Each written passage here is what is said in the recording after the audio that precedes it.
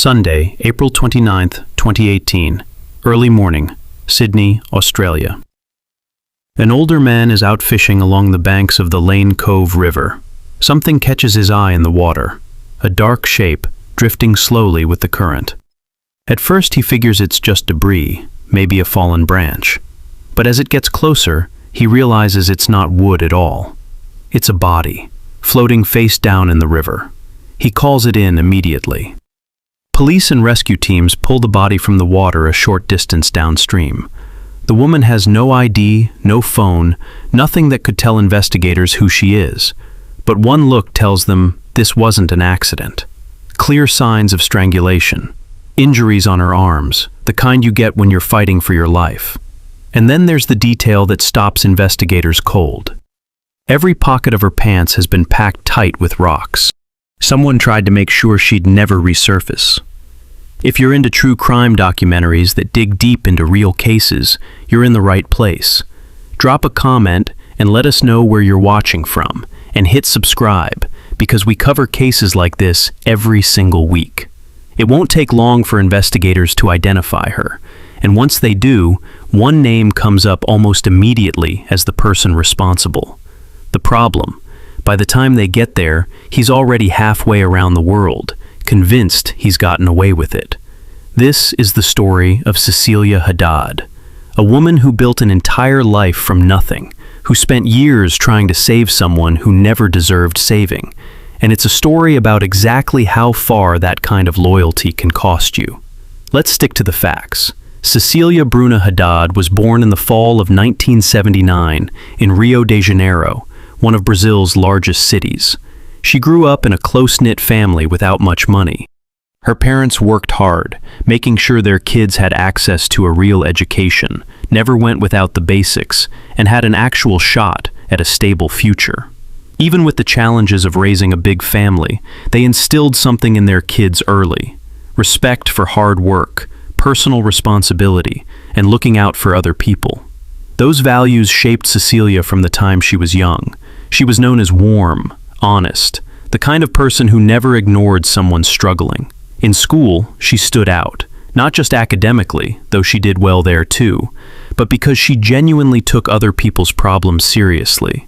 Reliable, determined, always willing to help. Teachers respected her work ethic. Friends trusted her completely. Everyone around her believed that once Cecilia set her mind to something, she followed through. After finishing school, she enrolled at the Pontifical Catholic University of Rio de Janeiro and earned a degree in engineering. Even back then, it was obvious she had real career potential. After graduation, she landed a job at a major mining company, proved herself fast, and within a few years had become a sought-after professional in her field. In 2007, she got the chance to start fresh in a completely new country. A job offer came in from Australia, and at just 27 years old, she didn't hesitate. She knew exactly what that meant: learning a new language, leaving her whole support system behind, rebuilding everything from zero. But the opportunity outweighed the fear. She started learning English almost from scratch and adapted fast, soon feeling right at home in Australia. At one of the country's largest mining companies, she earned respect not just for her technical skills, but for who she was as a person. Approachable, easy to talk to, someone who built real connections wherever she went. She made friends quickly and spent her free time on things that actually mattered to her: regular volunteer work, supporting charities, helping with projects for homeless animals, never turning away anyone who needed support. On top of all that, she still made time to travel, stay active, and spend long stretches hiking in the mountains, which became one of her biggest passions. Eventually, corporate life started to feel limiting. In 2016, she made a major move and launched her own consulting company, helping early-stage entrepreneurs build and grow their businesses. It took off fast, becoming genuinely successful. Her client base included both native Australians and immigrants who, like her, were starting over from nothing.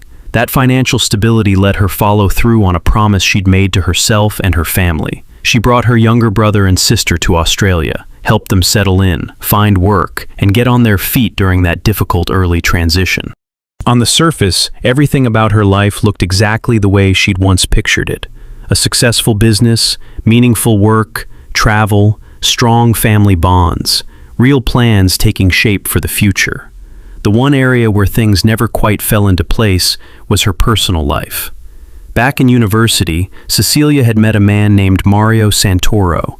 He was 7 years older than her, and in a lot of ways, her complete opposite. Where she was constantly setting goals and pushing herself forward, Mario lived more in the moment. He didn't show much ambition, wasn't focused on building a stable career, didn't seem particularly interested in changing his situation. Still, Cecilia believed she could help him find his potential. She stood by him, encouraged him, held on to the hope that eventually he'd start moving forward alongside her. When the job offer came in from Australia, she asked Mario to come with her. But starting over completely in a new country made him hesitate, and he turned it down. So Cecilia made a decision that would shape the rest of her life. She left on her own. A few years later, already settled in Sydney, Cecilia married a colleague. It moved fast, but the marriage itself didn't last. Under 3 years, they separated on good terms, staying respectful of each other afterward. No kids from that marriage. Not long after the separation, Cecilia flew back to Brazil for a short trip to see family and friends. By that point, she'd already left her corporate job, built a thriving consulting business, and was genuinely excited about her life in Australia. From the outside, everything about her trajectory looked like it was only heading upward. On the 3rd day of that trip, life put Mario back in her path. After 9 years with no contact, the two of them unexpectedly crossed paths in Rio de Janeiro. Mario was floored by how far she'd come. The woman he'd once chosen not to follow had built a life that stood in stark contrast to his own. Financial struggles, instability, very little to show for himself. Seeing her again stirred up feelings Cecilia thought she'd left behind long ago. Over the following days, they spent time together, revisiting old memories, talking about the years when things had felt simpler. After she got back to Sydney, Cecilia kept in daily contact with Mario. Calls, messages, constant conversation. Within a month, she'd bought him a plane ticket to Australia. She believed this was a second chance. She was convinced she could finally build a life with him. In the first months after Mario arrived, he was completely financially dependent on her. Cecilia didn't just support him, she used her own professional network to help him land a well-paying, prestigious job. She encouraged him, helped him adjust to a new country, genuinely celebrated every bit of his progress. What she didn't seem to notice was how, for him, the relationship was slowly shifting into something more convenient than meaningful. That early romantic phase didn't last. Mario started showing a controlling, jealous side. He wanted to know where she was at all times, wanted a say in her decisions, and reacted badly whenever she showed any independence. Over time, his focus shifted toward her business too. He'd stopped caring about building his own career. Instead, he started pushing the idea that he deserved a share of the company she'd built from the ground up, despite having no role in creating it, despite everything she'd already done for him. After Mario moved into Cecilia's apartment, the relationship turned tense fast. Almost every day ended in an argument, but she was always the one trying to smooth things over, compromising, explaining, giving in, doing whatever it took to hold together something that was slowly falling apart. His behavior kept getting more controlling. He started checking her phone and work laptop without permission, keeping tabs on her movements, narrowing her circle of friends and colleagues, one relationship at a time. Her social world got smaller, step by step. For about a year, Cecilia tried to make it work. Eventually, she decided to end it. During that breakup conversation, Mario snapped, yelling, insulting her, and for the first time, hitting her in the face. There'd already been earlier moments of physical aggression, pushing, grabbing hard enough to leave marks, but this crossed a clear line. She told him to leave the apartment. At first, Mario tried to win her back. Messages, apologies, flowers, gifts. But once he realized she wasn't changing her mind, everything shifted. The apologies turned into threats. The distance turned into constant presence. He rented a place just minutes away and inserted himself right back into her daily life, calling non-stop, sending dozens of messages, showing up outside her home. Even then, Cecilia held on to the hope that things would calm down on their own. In January 2018, he forced his way into her apartment. She told him not to come in. He pushed his way inside anyway and attacked her. She managed to escape into another room, lock herself in, and barricade the door. While he tried to break it down, she kept telling him to leave, eventually threatening to call emergency services. Only then did he finally go. She never called the police. Mario was in the country on an expired visa, and any official report would almost certainly have gotten him deported back to Brazil. Despite everything that had happened, Cecilia didn't want that outcome. She still hoped he'd stop on his own. After that incident, she temporarily moved in with her sister Carol, then later stayed with her friend, Rita. Both of them urged her to go to the police. She refused, still convinced she could resolve things without involving law enforcement. She didn't believe he'd actually go that far.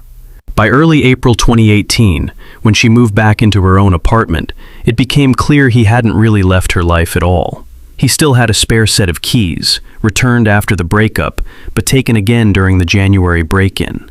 Neighbors reported seeing him around the building, in the hallway. When people close to her pushed her again to go to the police, she still hesitated, telling herself she needed to first confirm he'd actually stopped. Over the following weeks, she lived in a constant state of caution, avoiding noise, keeping the lights off at night, checking that he wasn't nearby before she'd even go inside her own home. Whenever she felt unsure, she'd stay with relatives or friends instead. The pressure slowly wore her down. Then, on April 25th, Mario called out of nowhere. He said he finally understood everything, apologized, and told her he was flying back to Rio de Janeiro on April 28th. He asked her to meet him one last time at the airport. Cecilia agreed, but made it clear she'd only come if it was somewhere public. After that call, she felt real relief. She told her sister everything. Carol was worried and tried to talk her out of going, but Cecilia was convinced this was closure, that nothing could happen in a busy public airport. The night before the flight, she confirmed the plan with Carol one more time. On the morning of April 28th, she'd go to the airport, see him off, and officially close that chapter for good. She promised to call once he'd left. That call never came. Instead, the next day, her friends and family got a message saying she was heading into the mountains for a few days to clear her head. Her phone went offline shortly after. Similar messages went out to her colleagues, but something felt wrong immediately. Cecilia never missed a scheduled commitment. This wasn't like her at all. That same day, her loved ones contacted emergency services to report her missing and flagged Mario as a person of interest. They were still holding on to hope she was alive. That hope ended the next day, when Carol was called in for formal identification. On April 29th, police searched the riverbank upstream for anything tied to the suspect. In the thick brush, they found a pair of wet men's boots, discarded in the grass. Investigators believed they'd been ditched to avoid leaving a trail. Back inside Cecilia's apartment, they found dried impressions of wet socks. Another sign the person responsible had returned to the scene afterward. Since Mario didn't own a car, he'd used Cecilia's vehicle to move around and try to cover his tracks. Inside it, investigators found sand, fragments of riverbank vegetation, traces of river water, and multiple fingerprints. Cell phone data and surveillance footage helped reconstruct his movements, placing him along a route that lined up closely with the sequence of events. Investigators determined that afterward, he'd taken a taxi toward the airport. The driver later told police his passenger seemed calm, but asked for a detour to a small bridge over the river, away from the main roads. There, he got out, threw a bag and something resembling a set of keys into the water, then got back in and continued on. The driver cooperated fully with authorities, and police searched the bridge location. Divers spent hours combing the riverbed and eventually recovered the bag and keys. Inside, Cecilia's phone, her laptop, documents, wallet, and personal belongings. That discovery confirmed what investigators already suspected. The suspect had staged her disappearance, sending messages from her own phone to create the illusion she'd gone off to the mountains voluntarily. He'd also gotten rid of spare keys to slow down access to the apartment and further muddy the investigation. By the time Cecilia's body had already been found and identified, Mario had made it all the way back to Rio de Janeiro, fully convinced he was out of reach. But the evidence against him was already strong enough to trigger an international response. Interpol got involved, and the investigation quickly expanded well beyond Australia, drawing significant public attention along the way. Once Australian authorities had compiled enough concrete evidence, Mario was officially listed as a wanted suspect in Brazil as well. He was eventually located and arrested on July 7, 2018, inside a friend's apartment where he'd been hiding out. At the time of his arrest, he didn't resist. He immediately asked for a lawyer. During early questioning, he denied any involvement, but as the evidence kept piling up, his story started to shift. Eventually, he began offering partial admissions, while also trying to shift blame onto Cecilia. According to his version of events, Cecilia had been the one pursuing him after the breakup, refusing to let him leave, even supposedly holding on to his passport. He claimed that on the day of the incident, he'd only gone to her apartment to get documents he needed for his flight. A confrontation broke out, he said, and during the struggle, her death happened by accident. He later claimed he tried to revive her, performing basic resuscitation, and only panicked once he realized she was gone, which, according to him, is why he disposed of her body and belongings in the river. His story kept changing, and investigators noted clear attempts to minimize his role and confuse the timeline. But the actual investigation reconstructed a very different sequence of events entirely. By the time he'd purchased his travel tickets, Mario had already planned the whole thing. On the morning of April 28th, around 5:30 a.m., he showed up at Cecilia's building and rang the intercom. She wasn't expecting him. She'd planned to meet him only later, at the airport. According to investigators, he used the spare key to let himself in, went upstairs, and attacked her inside the apartment. Neighbors reported no obvious disturbance, suggesting it happened fast, without much warning. He applied force to her neck, cutting off her ability to call for help. Evidence of a struggle showed up on her hands, but it wasn't enough to stop what happened. Afterward, he wrapped her body in a blanket, took her car keys, and went down to the parking area. Using her own vehicle, he transported her body to the river, filled the pockets of her pants with rocks, and submerged her, trying to keep her from ever resurfacing. The wet shoes he'd worn during that trip were later ditched on the way back to avoid leaving a trail.